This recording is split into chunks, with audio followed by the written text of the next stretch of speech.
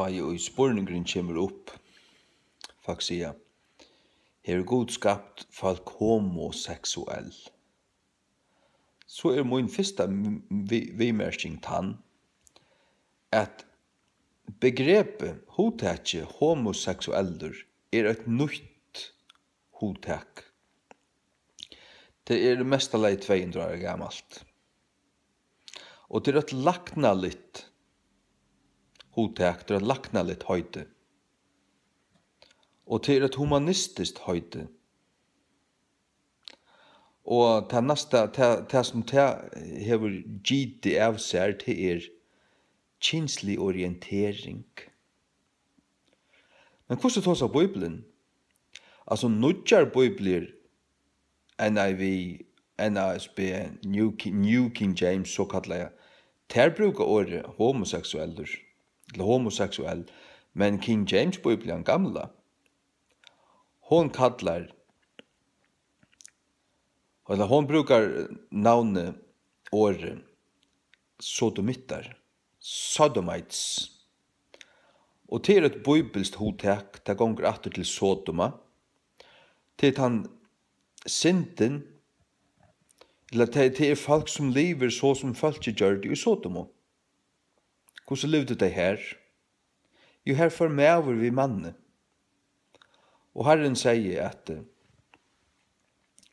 at han sier, man ser Herren sier i himmelen at han hørst råpe av Sodom og Gomorra, av tar synd og mistkjær, og han ville fra nyer nå og vite om det var så som han hørst. Og så sendte han 2 ønklar, eller så kom 2 ønklar nyer, de kom inn i Sodom og Gomorra, eller inn i Sodom, og møta Lot her, og tar få så innevist til Lot, og til så med nattene kom alle mennene ur boinen her, og omringe huset rundt omkring, og vil jeg krev jeg at kjenne mennene her, til hava kinslig en omgang. Og det var det som Herren var kommet ny for, det var det som åpenbart det som han hørst, og ta han sa til, så sier øynklaner, kommer til ut igjen, Herren avrat av øyestegene, og tar hala av deg ut, og så kjøtt som temmer å komme ut, så øyde Herren stegene. Så hatta var synden, hatta var strikan, til at folk her hei givet seg ut ui sodomi. Og hva så sodomi? Hva sodomi? Jeg slade opp gjennom gamle i årabok. Sodomi. S-O-D-O-M. Sodomi. Jeg skriver det vi fyrre i. Sodomi. Nok til å bruke året homoseksueller. Nå tror jeg en sodomitter, hvis du lever i snær. Og hva en sodomitter? Et kinsligt svin. Kinsligt svin. Og et menneske som svinast ut i kinslige. Annakort du mæver, eller du kona. Hever du XY-kromosomer ut der, og hever du en link hengande framfor det, så du en kallmæver. Hever du XX-kromosomer ut der, og hever du et hål framfor det, så du en kona. Og at her som hever mittel bøyne her, det et kinsorgan. Mæveren fer så ut her, og det så til hans reformering, reformera seg. Hever du XY-kromosomer, hever du en link hengende framfor, så det mæver. Og tan linkeren du hever her, han ikke til munnen av en manne. To. Gjørst du til, så svinnast du.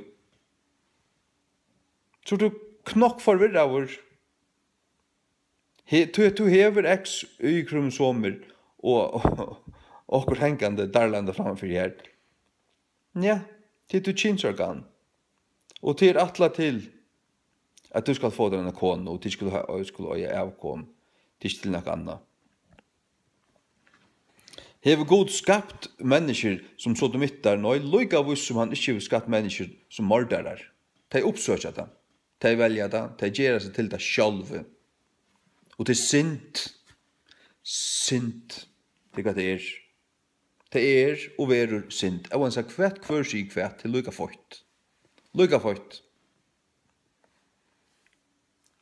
Og øyneste myndeløyde for de kristne. Til Guds år.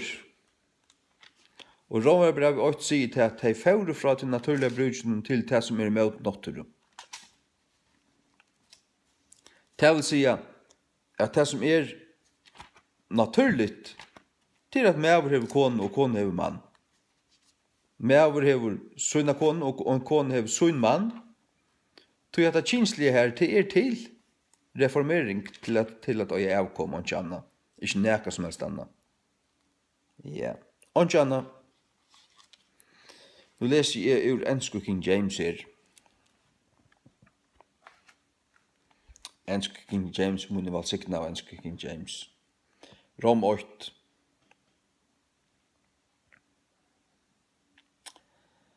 Fra 22. Professing themselves to be wise, they became fools, and changed the glory of the uncorruptible God into an image made like to corruptible man, and to birds and four-footed beasts and creeping things. Wherefore God also gave them up to uncleanness through the lusts of their own hearts. Uncleanness. At the kinslige auranska. To dishonor their own bodies between themselves. At vann det sin egen likam sunnamittel. God gav det upp. Ja. Ja. Who changed the truth of God into a lie and worshipped and served the creature more than the Creator, who is blessed forever. Amen. For this cause God gave them up unto vile affections. For hesa grund gav God tar upp til ringar lister, vile, unstitchelige lister. For even their women did change the natural use into that which is against nature. Ter brøtto, ter naturliga brukje, ivru i hatta som er imot natturu. Ja.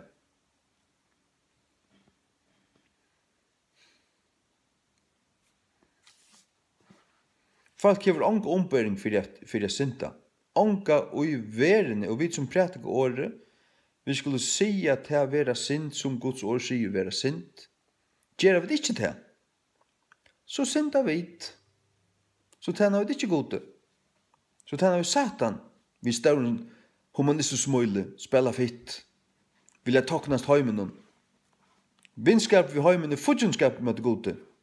Det skulle du vite. And likewise also the men, leaving the natural use of the woman, færande fra til naturliga bruken av kvinnerne. Det er naturligt at de mævur. Hvis du tar kinslige til reformasjon, til å føre 18 av å gjøre. Det er det som det er. Det er ikke annet.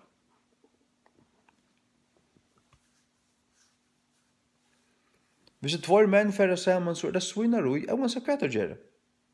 Alt som det gjør er svinarui. Alt som det gjør er sodomi. Hvis det er selv akten som er sint.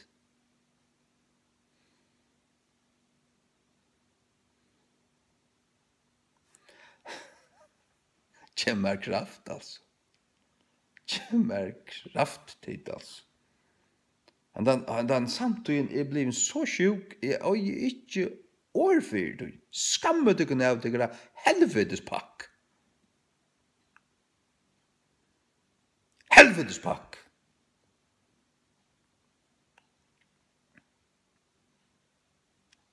And likewise also the men, leaving the natural use of the woman, burned in their own lust one toward another. Men with men, working that which was unseemly. Men vi mannen virkande hatta som var avsømeligt. Hvis du bare til jeg var smadronker, så var hatta rævelig skam, anstygt, sint og såret. Og i ødelen falskene, de visste det. Man snakker ikke om at det er homoseksueller, som man har i kringvarpen. Jeg har slett ikke sjøvnar på gang mer. Vi slett ikke ha det. Jeg har slett ikke bruk for det. Jeg har ikke bruk for det.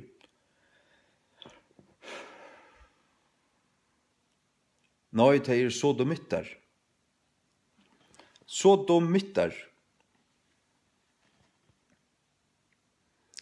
Ja. 5. Mosebok 23. Det fyrst og fer og sodomite nevnt i Bibelen. Og det ein lov som heter Law of First Mention. The Law of First Mention. Det fyrst og fer et år som fyrir i King James Bibelen til Røyne Bibelen.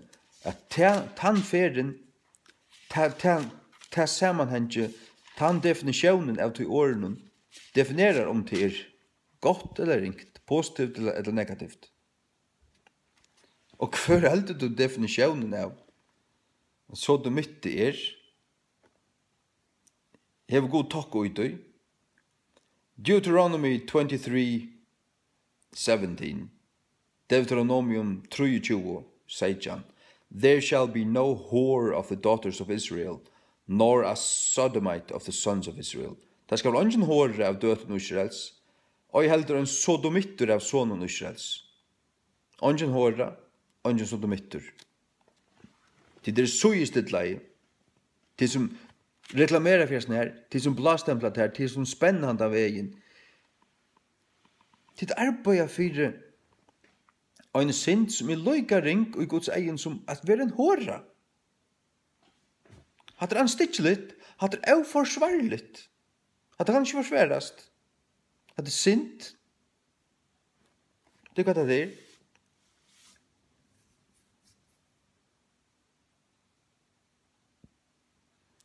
Og det her, jeg har sagt det så veldig ofte at ja, hvis man kan være føtter som sodomitter, så man også føtter som mordare. Kan jeg være føtter som mordare? Nei. Det noe som du løyver, det noe som du oppsøker. Men hvis du vekser opp og vorst og høyrer at det synd, og det vil ta seg mot det, det vil kalla anstikt og synd og rævlig god vilja til her, så heldur du fra deg alltid ut din tankon og alla veier til din oppvakstre og du røyner fra deg. Og hvis du sånn ting skulle komme ut, skulle være ut der, så må du få innpass. Og hatt det for ikke, hatt det bor ikke i genen av nøkron mennesker, tar ikke kunne prekva det, tar kommer aldri kunne prekva det. Omgant. Altså hatt lykka bort som transvestitisme, eller hva søren skal kalla det.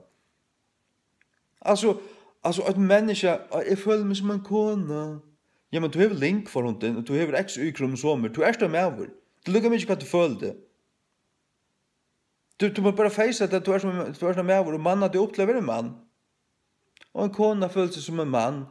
Ja, men du har bopper, du har et hål, og du har XY-kromosomer. Du er en kona, det skal du bare finne det jo i. Og lære deg å leve som en kona. Faktisk så kokk bort i det. Fullstendig hold i høtte. Paurast da. Anstikkelig.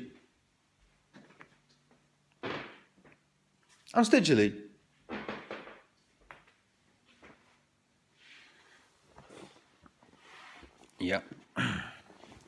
Hikk. Nei. God er ikke skapt sodomitter. God er ikke skapt nekran som nekran sodomitt. Lyga lyd som han skapt nekran som en mordare.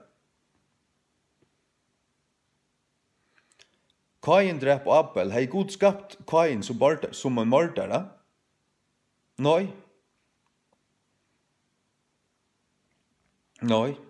Han valgte det. Satan fyllte hjertet hans her. Akkurat som Satan fyllte hjertet av Ananias og Safiro. Peter sier, hvor Satan fyllte hjertet til å ligge for hele andanen. Satan fyllt hans her hjertet. Det pura viser ut at ødel og i oppvaksen og jøkken løyve, det var utsatt for tingene. Og ting herre og ting det ble avlåpen, anfekt deg av tingene. Men så det hva gjør du vitta? Hva gjør du vitta? Og du kanst vust styra der, du kanst vust svelta ting, så at det ikke er ut der mer. Det kanst du godt. Du kanst vust styra der seksuelt. Du har vust arbeid av å styra der, så at du ikke driver hår. så att du inte tror, så att du inte får rätt till konen till nästa døgn och så vidare.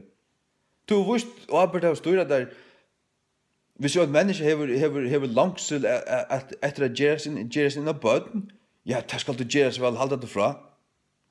Gjørst du det, så burde du være dripen. Hadde jeg av der hun lorstende, lekkar du en køst, skulle ikke en gang for gjøre i kyrkjegæren, nekkastande. Skulle blekkar av blaman. Hadde jeg av der, jeg var så hver du erst. Det er ikke på hans fantelsjoi. Det er ikke på hans fantelsjoi i det. Fyrra kongabøk, 14:24. Til for Sodomite stendur i Bibelen, 14:24.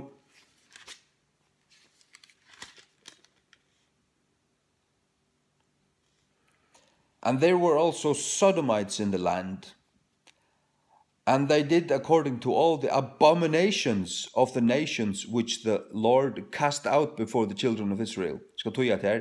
Og det var også sodomitter i landen, og tar gjør det samsværende vi atler anstignar til tjaunen, som Herren kastet ut undan bad Israels.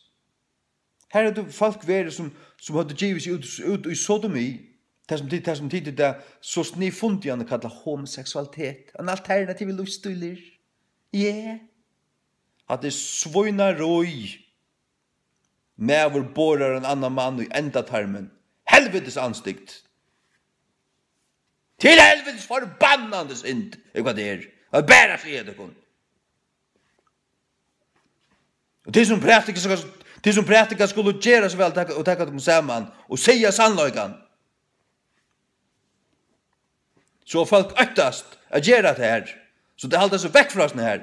Så det var saltdusar og tale med det og stande med det.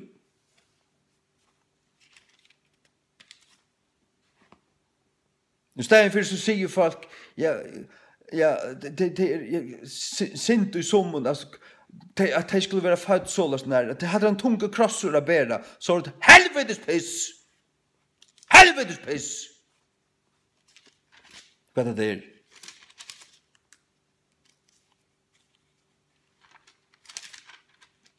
De er ikke skapt sånn her. De er ikke skapt sånn her.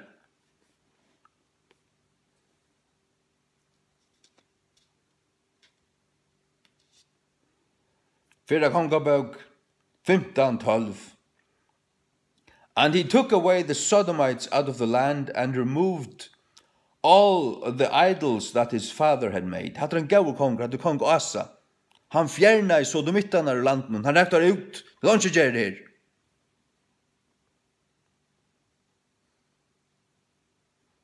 Folk som har givet seg ut i at her, til bløyve til at her, til at det gav oss ut i det, til at det byrja på det, til løyve det inn, og til kommer et aksept av det i landet, og så blir landet spilt, fullstendig spilt, og at det sprøyer seg, akkurat som rotter, og i veltene, at det sprøyer seg.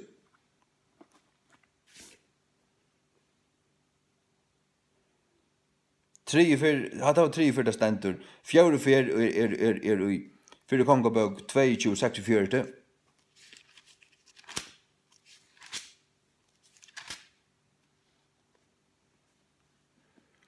And the remnant of the Sodomites which remained in the days of his father Asa, he took out of the land. Her kommer atter en gau kongur. Han var gau an vittnesbord. Og i 4 kongabøk 22-64. Han tekur og fjernar resten av sodomitten og landen. Vekk for tikkun.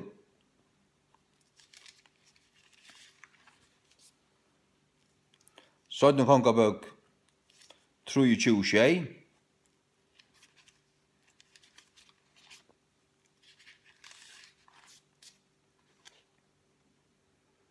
And he brake down the houses of the Sodomites that were by the house of the Lord, where the women wove hangings for the grove. Og han breit nyer husene til sodomitten, som var bort vid hus herrans.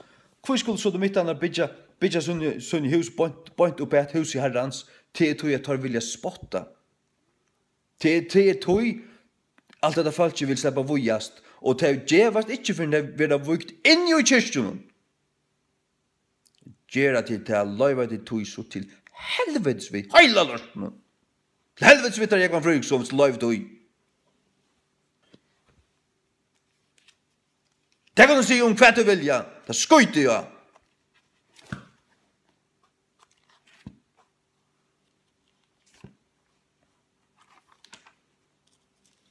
Satta på du skal ikke drive hår. Og under tog bånen sjåvande til at du skal ikke drive sodomi. Sodomi hår. Mæver kan ikke være gifter med manne. Du mæver kan ikke konsumera og giftermal ved en manne. Du at reivarhold ikke kynsorgan. Mæver kan ikke være gifter med manne. Tar være alltid svoin. Mæver og mæver være omgav til tjun. Og kona være omgav til tjun. Og han sa hva det sier. Jeg skøyte jo hva det sier. Jeg skøyte jo hva det sier. Skøyte jo hva det sier. Det kan helvetes pakk.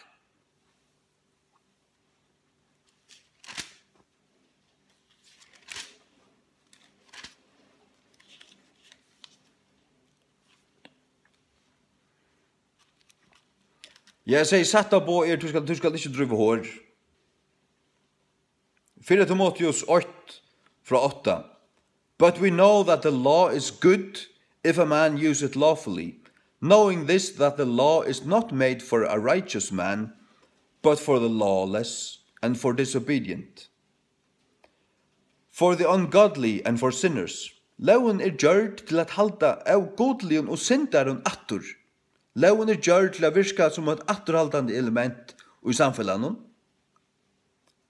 Så at landet ikke fyrer totalt ut i godløse.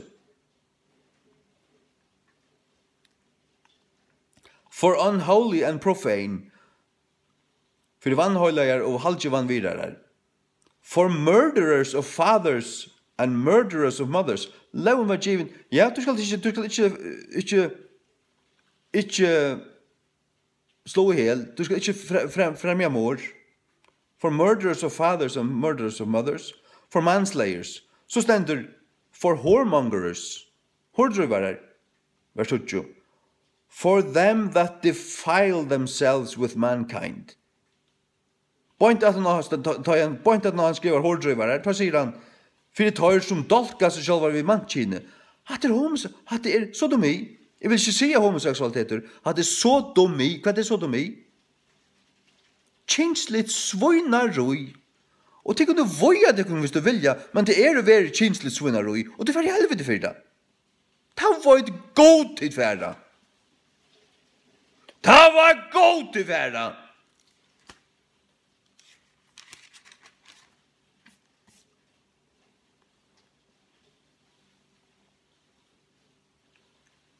Fyrrakren 6:9.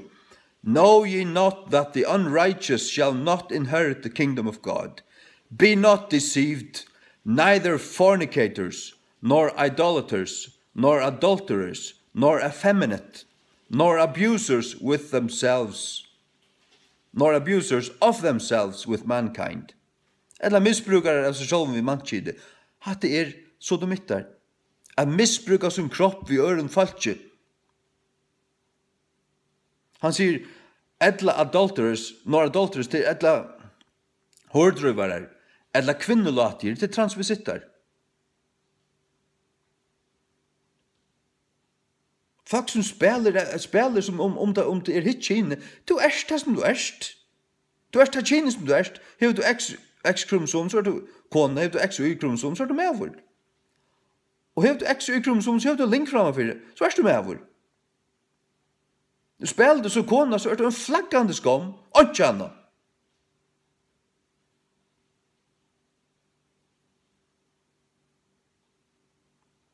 Og en ringur syndare, og det var til helvete.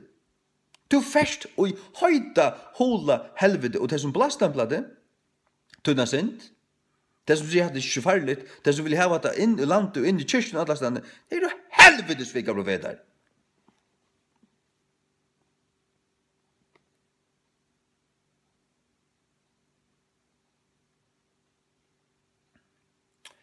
Vers 20, nor thieves, nor covetous, nor drunkards, nor revilers, nor extortioners shall inherit the kingdom of God. Det godlös folk som lever så snär. Tar vi ikke Guds rydde. Arva ikke Guds rydde. Men hva det så? Tar vi ikke Guds rydde å gjøre. Det ikke ui Guds rydde å gjøre. Det dodja så for at de høyde hula helvete. Og i høyde hula, kåland i høyde helvete i alle ræver. Det var god til å være. Det var god til å være.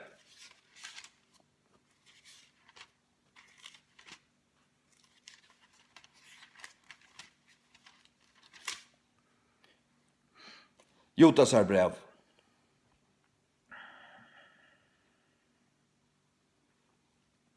Vers 6 og 7. And the angels which kept not their first estate, but left their own habitation, he hath reserved in everlasting chains under darkness unto the judgment of the great day.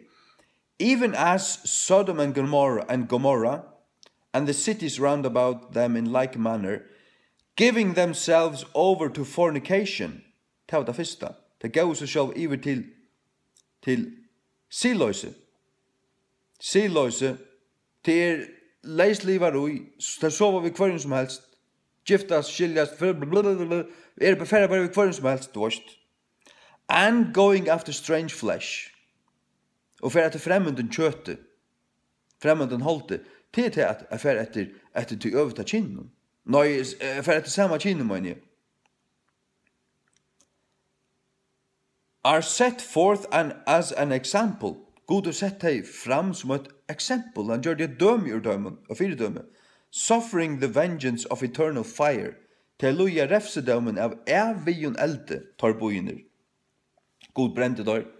Men falt ikke her til for bøynt nyr i høyt hol helvete. Det brenner enn. Det skulle du vite!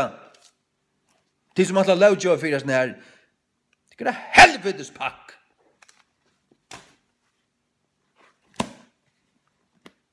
Nei, det var det ikke føtter så.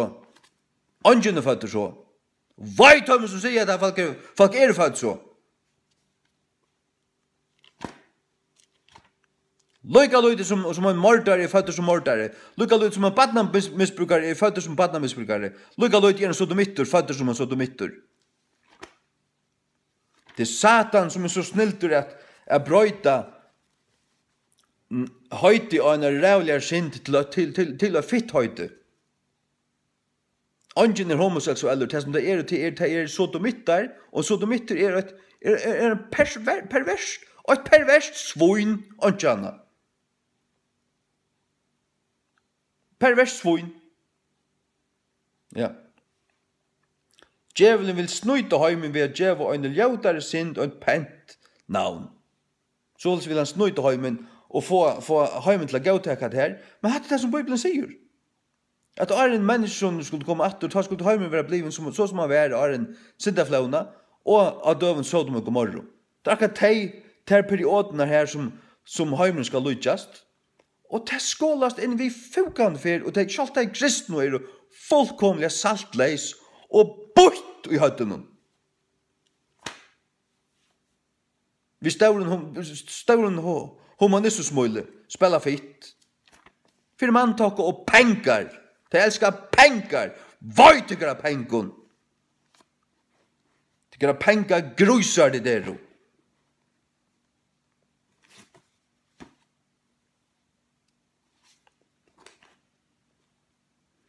Jesaja 14:12.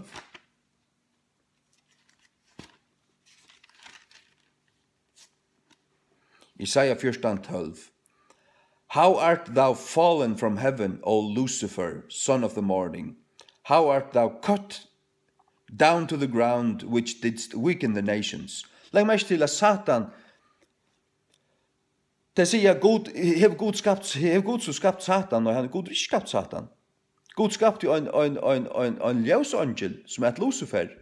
Han varde trånene, stendet til Ezekiel 28. Han var varde trånene i himmelen. Han var lovsångsløyere i himmelen. Og han ble hastører, og han ville røysa seg opp, han ville teka Guds sete, han ville gjerast god. Og God støtte han ut ur himmelen, og han ble forbanna over, og han fell, how art thou fallen from heaven, O Lucifer. Han et Lucifer, han et ikke morgenstjärnan, så piss. Helvetes piss. Han et Lucifer.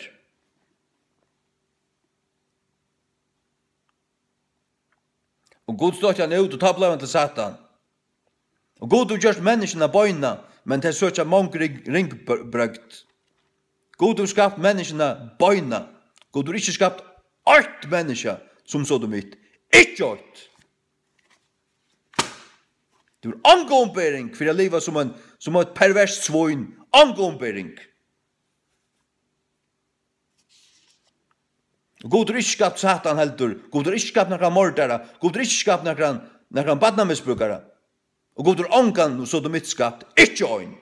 Kan jeg si at det er bare fremme nå, så du hørste.